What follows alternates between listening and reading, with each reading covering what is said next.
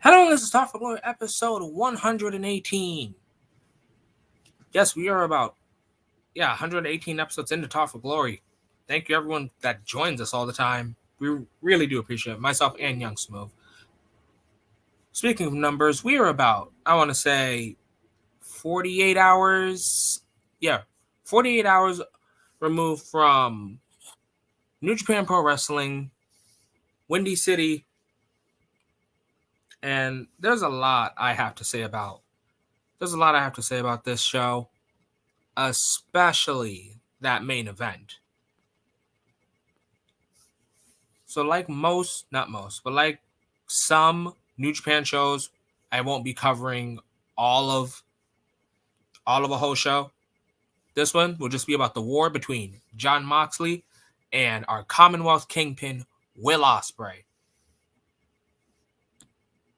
But before I dive into that match, an introduction is a must. I'm a nigga before. This is Talk for Glory, episode 118. there's so many places I can go with on this match alone. Honestly, this is the big fight feel that we were waiting for. This is the big fight feel that Mox was waiting for. But above all else, this was the big fight that Will Ospreay was waiting and asking for since the beginning of the New Japan Cup. And we get our Commonwealth Kingpin come out, and we hear the good music of Will Ospreay, but what we have never seen before is TJP, the Great Okan, Jeff Cobb, Ozzy Open, Aaron Hanari. About 90% of the United Empire, I'm going to say 100% because Akira Francesco is still relatively new. So we had an entire United Empire entrance in New Japan Pro Wrestling's Windy City Riot. And, Moxley does what Moxley does, very reminiscent of the Shield, walking through the crowd. What we weren't ready for, though, was Will Ospreay waiting in the crowd for Moxley. He wasn't waiting for him to get to the ring. I believe Will Ospreay waited long enough. I don't think Will Ospreay could have waited any longer than his music hitting. Will Ospreay didn't want a wrestling match. He wanted a fight. He wanted to fight Jon Moxley, and the fight is exactly what he got. Wait one sec, guys.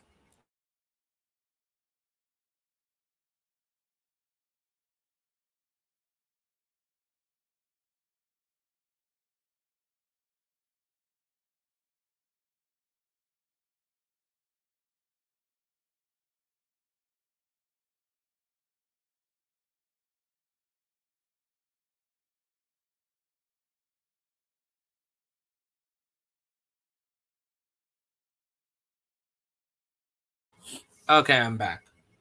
And Will Ospreay wasn't waiting any longer than that. The brawl begins in the crowd. And I know a lot of people, whenever I speak about Will Ospreay, a lot of people think of, his match with Ricochet. If there was a match for me to show you that Will Ospreay isn't that flippy guy anymore, I think it would definitely either be this match or his Danteku match with Shingo Takagi last year. One of my favorite spots in the match, and it's probably within like the first 5 to 7 minutes, is once they finally get to the ring from brawling into the crowd, Will Ospreay, after gaining the upper hand, I want to say, they got into the ring, but Will Ospreay chops Moxley to the outside, which Will, after putting on a lot of muscle, has just one strong chop. He's not Walter chop level, but he's one strong chopper. And then he hits a beautiful corkscrew moonsault onto on to Jon Moxley, with Aussie Open being the biggest hype men for Will Ospreay.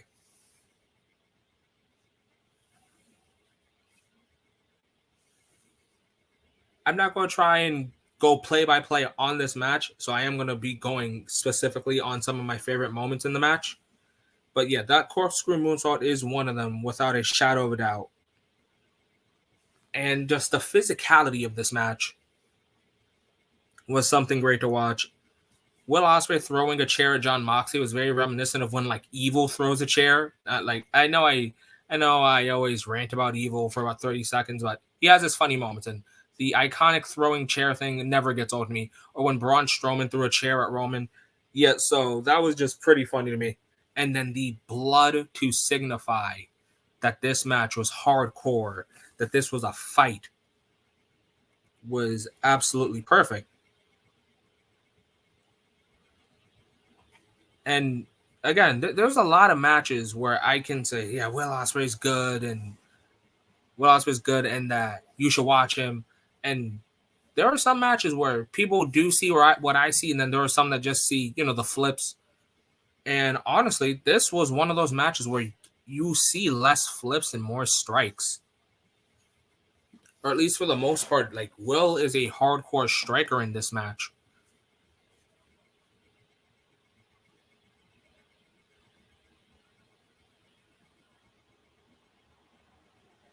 Sorry, guys. There's a car passing by, making sure it doesn't get in the audio.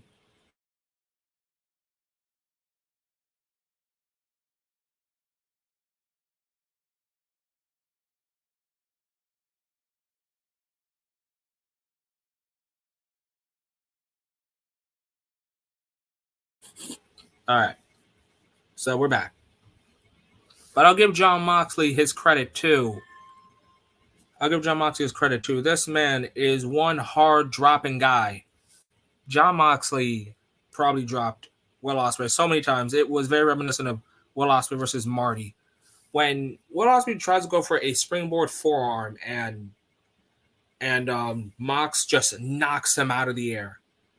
That was probably better than whenever someone tries to dive at Joe and Joe just walks out the way. Like, honestly, I think that's funny whenever someone dives at you and you just swat them away. To me, it's just the funniest thing ever. So when Mox did it, it was just like, nope, not dealing with this shit. Or just get out of the air kind of energy. One of Will's moves that I actually do enjoy is his spinning backbreaker that he does. And sometimes whoever he does it to, they spin too. But I know that had to hurt Mox's back. But back to what I was saying earlier about the physicality and the blood here. Mox is literally fighting through just blood loss. Because this man was bleeding hard as hell. And then Will was bleeding hard. What made it, I think, probably the worst thing ever in a fight is whenever you're bleeding, you don't want to get hit in set area. So when Will realized, oh shit, I'm bleeding, to see Mox run at him full speed and just kick him in the face, it's like, oh crap, now I'm gonna bleed even faster. Like that was just so badass to me. Mox's half and half suplexes are really good to me. They actually look like they hurt. Speaking of what hurt, Ospreay first doing a Os cutter. No, not Os cutter. First doing a headbutt and then doing the Os cutter on the apron to Jon Moxley must have been absolute hell. Because what's the saying? The apron's the hardest part of the ring. So that had to hurt. And to see Mox just lifelessly just flop, and then Ospreay throws him on the other side of the barricade onto an announcer for him to then jump over and hit that very CM Punk Macho Man like elbow, which I thought about that like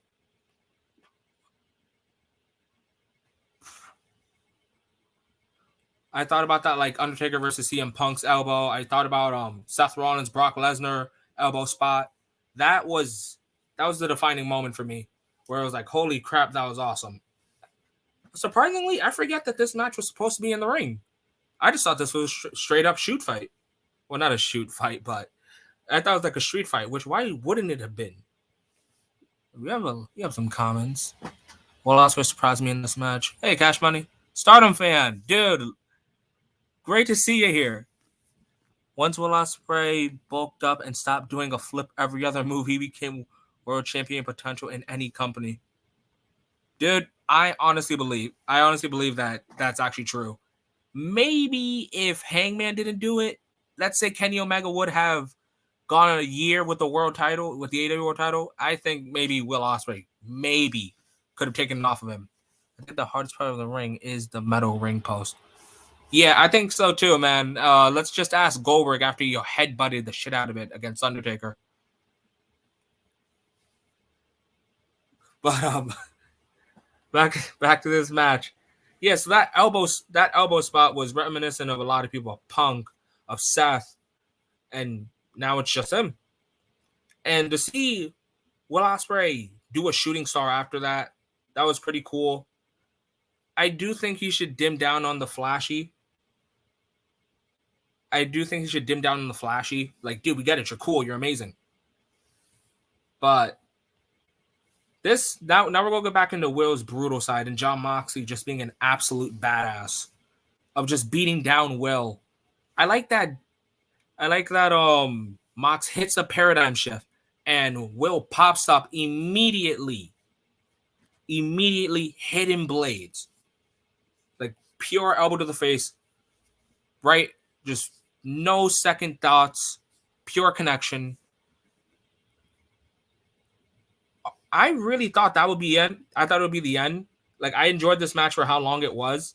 But if that was the end, that would have been like a funny, cool counter of just, I got dropped on my head, but I've got so much adrenaline going through, like the pain hasn't registered just yet.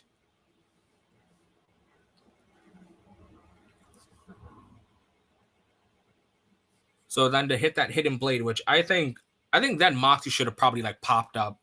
Like, well, actually no, because then I think he would have just got hidden blade faster. Like Michael Oku. But sorry guys, checking my audio as I'm talking, saying there's something wrong.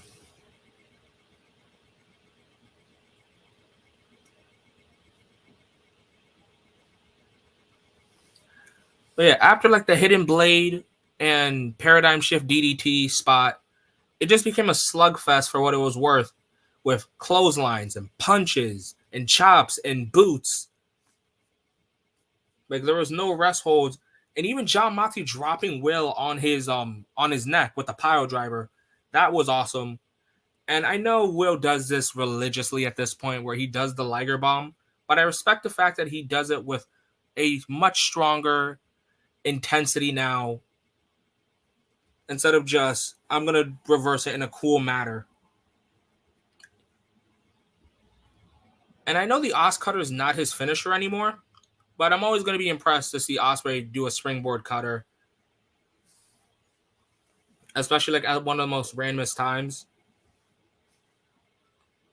In one of the spots of this match, I thought that they were going to do a stoppage, and I just thought, is Will going to be the stoppage guy? When Ospreay hits an Os Cutter, Moxley kicks out, and Will just goes to town on the back of Mox's head, elbow, forearms, just straight knuckle, everything. Stardom fan, I'm gonna have to go back to what you said. Once Will Ospreay bulked up and stopped doing flips every other move, he became a striker. He's not a flipper. He's not a flyer. But I like the fact that Jon Moxley also retaliated when he got the chance. Like, oh, you're going to punch me in the back of my head? I'm going to elbow you in your neck repeatedly. So this, again, like I keep saying, this did not feel like a match. This was not a wrestling match. This was an absolute fight. even Will elbowing Moxley, pushing the ref out and continuing. That was awesome. But one of the most awesome spots in this match, I have to say, was Jon Moxley hitting the curb stomp and Will Ospreay kicking out immediately, sticking up the middle finger to Moxley. And then it just goes back to a battle of strikes, a battle of punches, a battle of kicks. And I believe Jon Moxley takes about like 3 hidden blades in this match, which I do think that the third one should have done it. But in the end, there was controversy. I'm gonna say it now. The Windy City Riot screwjob of once Jon Moxley hit that Death Rider, 1-2, our Commonwealth Kingpin had kicked out. But the ref rang the bell. The ref had ring the bell, and then Mox put him in a submission. I don't want to say Will tapped out. Because maybe he was trying to register what just happened. I kicked out, but they rung the bell. There's some controversy there, but, on paper, it does say Jon Moxley beats Will Ospreay. So, congratulations, Mox. You did a really cool job. You brung a war to a Riot. There are no words that I can use properly to predict these two's future after this match. If anything, I now want to see the someone comment down below what William Regal, Bryan Danielson, Wheeler Yuta, and Jon Moxley's factions. I think it's like the Blackpool Combat Club, the BCC. But yeah, I want them versus the United Empire. I want to see Daniel Bryan and Wheeler Yuta.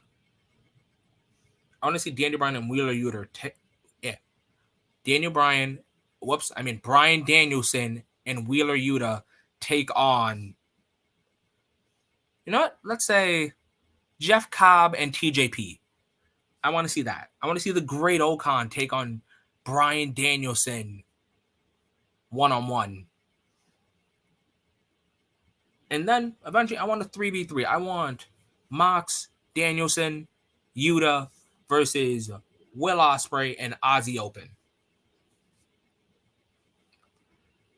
But before I close out, I want to thank everyone that's hearing me out. Cash Money, it's always great to see you. Stardom fan, dude, I love that I join your guys' lives. So I appreciate that you guys are here. I can't wait to see your Stardom videos. Speaking of Stardom, I think I may have something in the nearby future. Speaking of future videos, Best of the Super Juniors coming up. Young Smooth will be here for predictions. We'll always have something for you guys. We're in the middle of April. Wrestling's in a weird spot of what's new, what's going on, what's trending. But, we'll always give you some videos before. Great Okan is a hero for my all-time favorite wrestler now after he saved that little girl. Dude, Great Okan, I don't know if you've, watched, any of, the Talk for Glory videos, prior hand, but I used to shit on Great Okan. Because he didn't win the big matches that earned the title of great. But after him saving the little girl, he is forever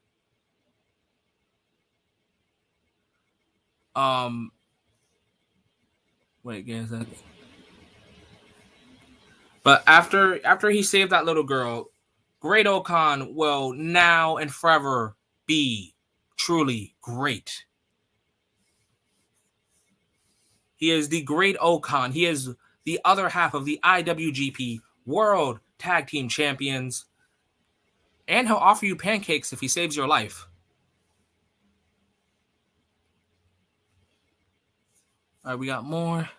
It's Smooth got my name cut for some reason. Yeah, guys, so now it's going to be just Smooth. It's going to be just Smooth because apparently someone likes cutting names around here. Bimo, what's up, man? deserves the title great now. Dude, BMO, Great Okan, tag champ. He's got that. And like to quote our great man that loves to give tours of the island. Great man that gives tours to the Bahamas. The Imperial unit, Jeff Cobb, said that the United Empire will have some Never Gold, some Junior Gold, some New Japan Strong Gold, some Heavyweight Gold. So it's only a matter of time before not just Okan, but all of United Empire has gold. I know you guys can't see it, but we all got to throw up the crown. Crown's up, guys. Stardom fan, at least forever a babyface. I'll never boo him. Dude, Stardom fan, you can't boo the great Okan, the hero Okan. He has earned everyone, all of Top for Glory, everyone from Stardom fan. He's earned everyone's respect and admiration. Let us all praise great Okan. There you go. Smooth's got crowns up.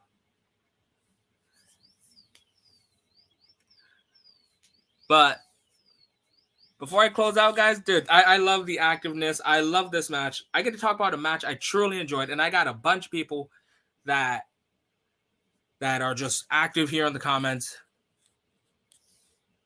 But in case you guys don't already know, in case you guys forget for some magical reason, you guys will always, now and forever,